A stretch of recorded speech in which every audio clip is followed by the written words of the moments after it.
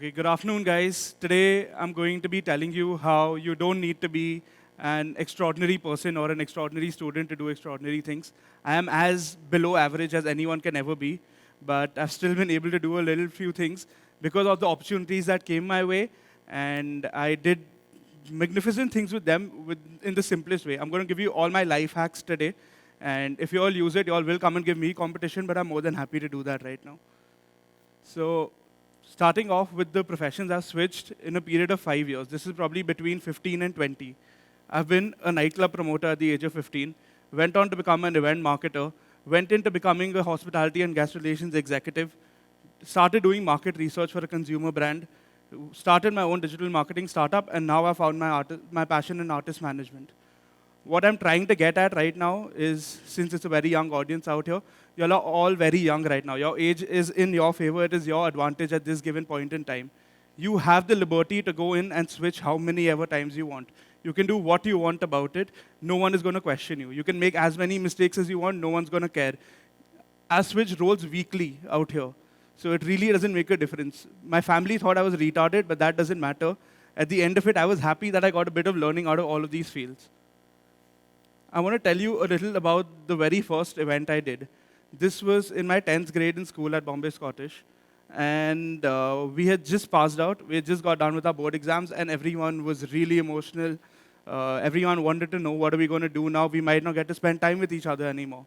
At this point in time, I got a crazy idea that, okay, fine, everyone's emo right now. Let me ride on it. Let me host an event. Let me throw a farewell party, make money out of everyone, and everyone get to spend time together, which is a perfect win. What the quirky side inside me went on to do was go and book a nightclub in Bombay instead for this. So I was the first person to take 300 underage 15-year-old people to a nightclub. Didn't serve alcohol that night, but this was the first time those 300 people went out to party. And they were all so happy with the entire setup. They were all so happy. They still remember me as the guy who took them clubbing for the first time in their lives. And I gave them that one night which they all wanted to break free and spend time with each other. I didn't realize I was doing this. It's only later that after the event, I found out that, okay, whatever money I made was okay, but the emotional profit I made out of that one night was tremendous. The kind of goodwill I've got out of that one night till date works for me. Till date, I can call up anyone from my batch, ask them to do whatever I want, only because I'm the guy who helped them out at that time when they needed me.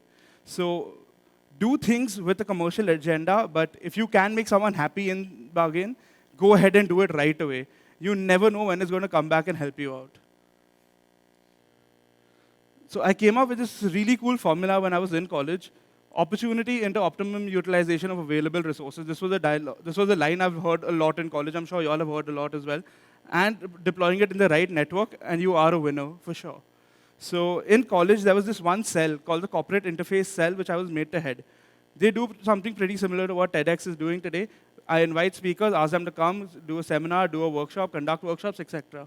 What I did was, I was made to head this cell, so they gave me the liberty to use my university's name how much ever I wanted to get in touch with all these people. So I had the liberty to write out to any corporate leader, any industry leader, any politician I wanted with my university name, asking them to come in and do this. They didn't give me a database. I'll tell you how I built my network in this.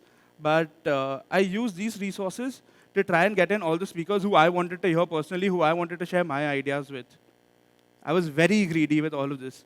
So if I was interested in developing a mobile app, I got in touch with one of the leading mobile companies. This MD got in touch with me and came down. So this entire thing worked so beautifully because when you give someone a platform, like what TEDx has given me today to speak, you end up having a bias for that one person.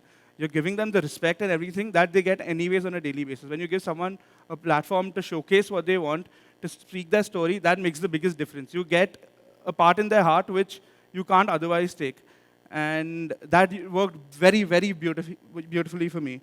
So at the end of college, when I was just getting done, I was offered a job by one of the people who had invited to speak without an interview, without a CV, without any kind of reference. I had just shared a business idea with him, which he found cool, which he thought was appealing to the youth.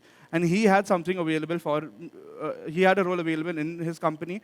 Within 2 hours of a phone call with him, I had an offer letter waiting for me. I didn't go on to take it, but that is how a strong network can work for you. That is how important it is to be able to be at the right place at the right time. That is how important it is to use that opportunity in the right way. How I built my network is very simple. When I was in school, when I was in college, I spent more time on LinkedIn than I did on Facebook. That's all I did. I spent 1 hour a day on LinkedIn trying to get in touch with the right kind of people, trying to invite them, trying to get sponsorship for my college festival, trying to get an internship with most of them. And I ended up building a pretty nice rapport with them. That's because I was able to communicate with them in the right way. So whenever you're trying to communicate with someone, make sure your approach is customized for every single encounter. This worked in my favor because in Bombay, I was in a good school. They gave me a good leadership opportunity. I was made prefect. I was groomed to be a gentleman, how it's supposed to be. But my 11th and 12th was in Calcutta, in an all-boys school. And you don't want to know what goes down in an all-boys school. You end up becoming so street smart at the end of it. You end up learning so many different things. It works beautifully. So with a mixture of both of these, I've been able to judge how a person is. Plus, when I was working as a nightclub promoter, I would meet new people every single day. So now, in a single encounter, I can tell you how a person likes to be spoken to, what are his likes, what are his dislikes, what I can get out of him, what he can get out of me, how we both can create value for each other. So every single person I meet, I try to create value for them. They, in return, create value for me, and that's why we're able to grow at this space. So now, coming back to college, I was in my third year of college. I had just lost my father a couple of months ago. And there was a lot of pressure on me at that time. I wanted to become more serious in life because I was like you could see, I was in a very chilled out field. I had to become more serious. I had to start making more money. I had to do something to create an identity for myself by the end of it. At that time, I was still working for someone else. I was still doing something else for someone or the other. So I went in and I started off a social media company overnight called #Media Solution with 2 other friends. I did this simply because I was sitting for half an hour. I thought that I have so many friends who own restaurants and bars, and none of them have a good agency marketing them. And 2 years ago, social media was a huge boom. Companies would charge whatever retainer they wanted, but there was no one able to service this level of outlets. So I started off with a social media company overnight with no knowledge of digital marketing whatsoever. I just knew how I would like to be communicated to attend a certain event, how I would like to be communicated if I wanted to go and eat at a certain place, and that's how I started off. And in a week, I had closed every single client I wanted. Not because my proposal was very strong or anything. I went ahead and used my network again. I told them that, okay, fine, you're going to pay me XYZ amount as a retainer. I guarantee you that much business from my friends alone. And they would know about that since I've been working with all these outlets since all this while. So for them, it was just an added bonus. Okay, fine, now we have a good social media presence all over the internet as well. They went ahead, gave me their business. Within months, we were producing great results for all of them. So right from a local bar in Bandra, we went on to become the agency for a brand as big as Coffee Bean and Tea Leaf. So that's the kind of progression you've been able to do just if you have the right kind of passion to go and achieve it. You need to be passionate about these things. I don't work on a simple 9 to 5 a day or a 9 to 6 a day. I don't know what time my day starts, but I'm definitely working till 4 or 5 in the morning. And I'm doing this on a regular basis. I'm doing this while I was in college. So I'm finishing a lecture, going back home, working on these, presenting my plans to a client. And I was ready to manage my time that way because I'm anyways having a lot of fun in college. You don't need to study in college. You have a lot of time to sleep out there. So you get all of these things rolling for you very easily. This also went on to be one of my bigger achievements because this year in February, I was awarded India's most influential social media professional. And that came as a great boon because I love recognition. I love getting credits when it's due. So work hard on something you want to, work with passion, and you will get the result you want. So people keep telling me that when I wanted to start digital marketing, no one told me that, okay, fine, go ahead with it. They told me, oh, are you sure you're going to be able to do this? My professors told me, listen, you need to study about this, go through all these articles we're sending you. This was all good on their part that they did it, but marketing is no rocket science. Marketing is being able to communicate to the right audience with the right product. And that's what I was able to do. So everyone kept on telling me, do this, do that. After this, I want to tell you, please don't listen to anyone when they tell you that XYZ thing is difficult to achieve. It's only as practical as you can get with dealing with a certain situation. And I then came up with the quote that the only thing that is rocket science is rocket science. Don't stress people out unnecessarily. You don't need to put in unnecessary pressure onto anyone at all. Whatever I've done till now, I've done it in the easiest ways possible. And everyone thought it's such a complicated process. You don't need to get into any of that at any given point in time. Moving on to my current passion, which is creating a brand out of people. I'm now an artist manager, and I love this because now I get to do marketing. I get to do event management, which I used to love. I'm still an entrepreneur, so I still get that boost to work for myself. And it's a very non-conventional field. There is no traditional baggage whatsoever. I can do whatever I want the way I want it with no one questioning me as to why I'm doing it X, Y, Z way, because no one's done it before. So this started off with, for me, in a very funny manner, rather. I was managing a local DJ from Bombay, and we were just trying it out for a year. Didn't work out well at all. He became a little more popular. He did a few more gigs, but I couldn't give him any value per se. At that point, he told me that, okay, you know what, now it's time to let go. You already disappointed me a lot with all of this. And this was right at the time when I lost my father. So again, I've lost money from one more place. I don't know what to do now. Luckily for me, my friend calls me up that evening and tells me that, Aayushman, you know what, I'm getting rid of my manager. I'm looking for someone else now. Can you come on board and meet me? This call was luckily for me DJ Chetas, who I still consider my big brother. So he comes on and tells me that, come on, let's try it out. Let's see what we can do. I am obviously at that point emotional and everything, and without thinking twice, I say, okay, cool, let's go ahead and do it. In the 2 years with Chetas, his business revenue has tripled. His popularity has gone minimum fourfold up. He's got international recognition. He's in the top 100 DJs of the world as well. So with no proper knowledge of managing a big brand or a big artist manager or doing artist management, I still went ahead, went with the flow, saw the opportunity, took it, and today we've been able to achieve a lot. After seeing what we've done with Chetas, a lot of people started approaching me, saying, can you come and manage me? Can you come manage me? Take more money from me. Take this from me. I'll get you this. I'll get you introduced to XYZ person. That doesn't matter to me. I need to be emotionally connected to who I work. At that time, I got a call from these artists called Law Stories, who've played at festivals as big as Tomorrowland. So they had just been booked at Tomorrowland, and they needed money to be able to go there, to shoot good content, to generate good PR.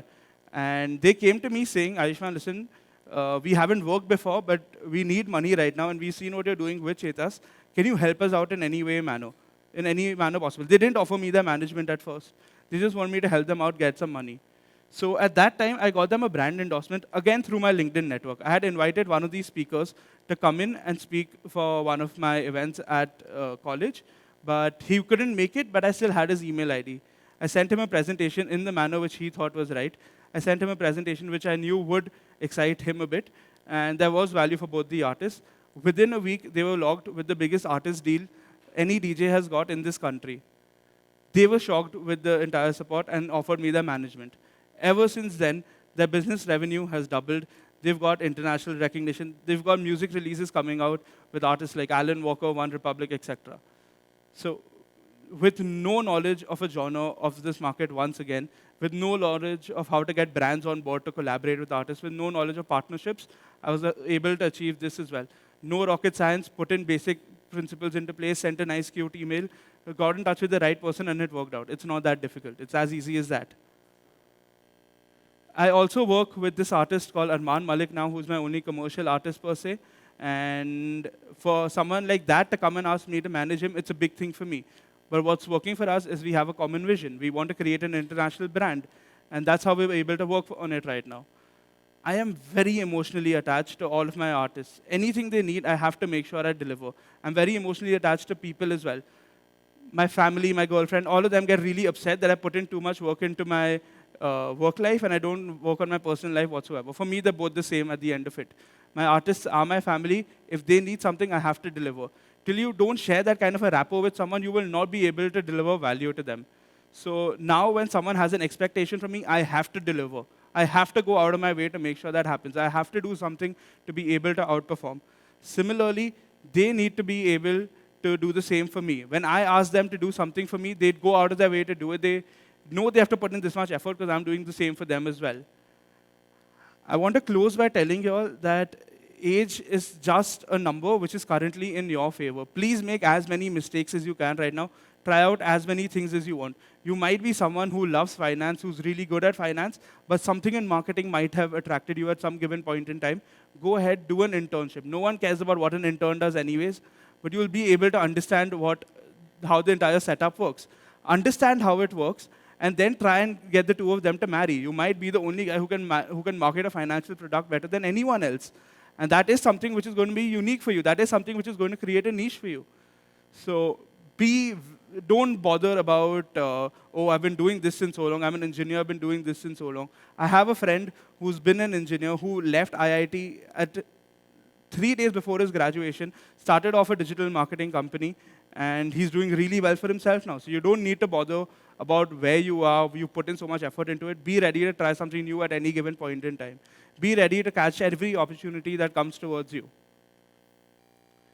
Recognition is really important, like I told you. I want credits for every single thing I do. I boast about every single thing I do just so that people get that expectation, that much trust in me. When people have trust in me, they're able to expect things out of me, and it's only then that I'm forced to work harder to deliver for them. Till I don't get that additional push, I can deliver 100%, but 100% is not going to get you to where you want to go. You have to go beyond that. And that only comes when you're personally connected to something.